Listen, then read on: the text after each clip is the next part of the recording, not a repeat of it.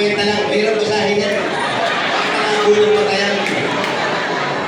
Ay, ito, nag-aaral pa to. Oo, hindi ako nag-aaral eh. Ika, kaya ko to. Kaya ko yan, graduate lang, brad. Baka bumingit ka, may sakit ka, bago ba? Hoy, hindi talaga kaya eh. Matandarasan niyo ba mo ito? Ano naman,